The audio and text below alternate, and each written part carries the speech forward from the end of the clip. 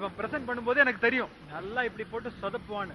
ஆமா ஆமா, இவர் பிரசன்ட் பண்ணியிருந்தா அவர் 10 பீஸ் வாங்கி. நிறுத்துங்கடா. நம்ம லிஸ்ட்ல அடுத்த ஆளு சந்திரன். யார் அந்த சந்திரன்? ஒரு சின்ன பெட்டி கடையில் ஆரம்பிச்சு இன்னைக்கு 100 கணக்கில் கடைகளும் 25 பார்களுக்கும் ஒரே முதலாளி.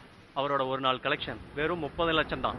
அந்த வருமானத்தை வச்சு ஸ்கூலு, காலேஜ், ஹாஸ்பிட்டல்னு ஆரம்பிச்சு இன்னைக்கு ஒரு பெரிய பிசினஸ் மேனா இருக்கான். அவன் ஒரு பைத்தியக்காரன் எல்லாரும் பேசிக்கிறாங்க. எனக்கு என்னமோ அவன் அந்த மாதிரி நடிக்கிறான்னு தான் தோணுது. முட்டாள் மாதிரி யாராவது நடிப்பாங்களாடா? முட்டாள் மாதிரி யாரும் நடிக்கிறது இல்ல, ஆனா முட்டாள்தனமான ஒரு வாழ்க்கையை நடத்துவானுங்க.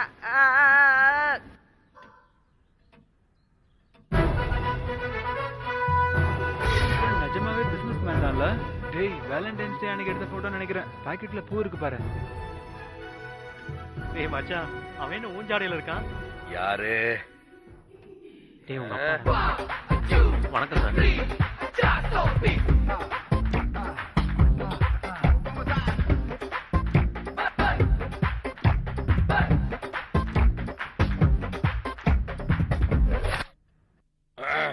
பரவாயில்லையே, நல்லா இருக்க.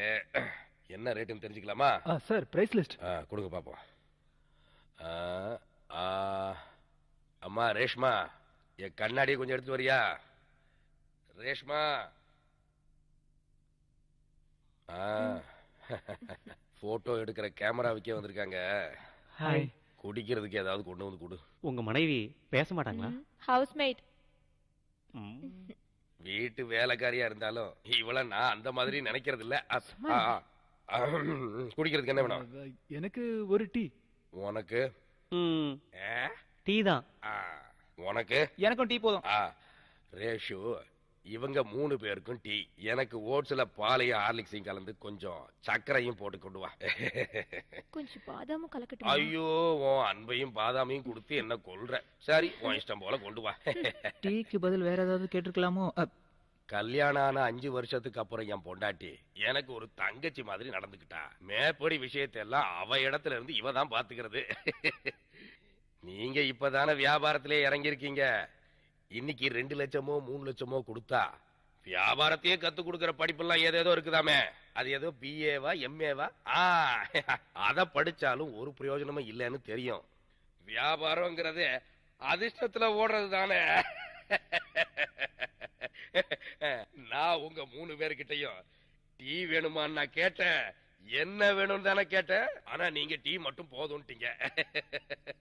ஆனா எனக்கு தேவையானதை நான் ஒன்னொன்னா ஆர்டர் பண்ணி வாங்கிக்கிட்டேன்ல. அப்படி இல்லாம நான் முதல்ல ஆர்டர் பண்ணிட்டு உங்ககிட்ட எல்லாம் என்ன வேணும்னு கேட்டிருந்தேன்னா அப்ப நீங்க பால், ஓட்ஸ், பாதாம் பவுடர், புரோட்டீன் பவுடர் எல்லாம் வேணும்னு கேட்டிருப்பீங்கல்ல. இதுவே ஒரு ஹோட்டலுக்கு போயிருந்தோம்னு வைங்க, இதுக்கெல்லாம் எவ்வளவு செலவாகும்? இதத்தான் பிசினஸோட தந்திரம்னு சொல்றது.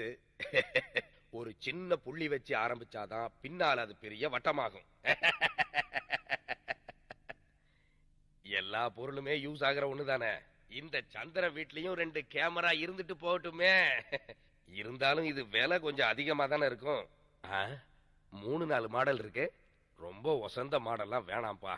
ஆனா எந்த மாடலா இருந்தாலும் அது தரமானதா இருக்கணும்.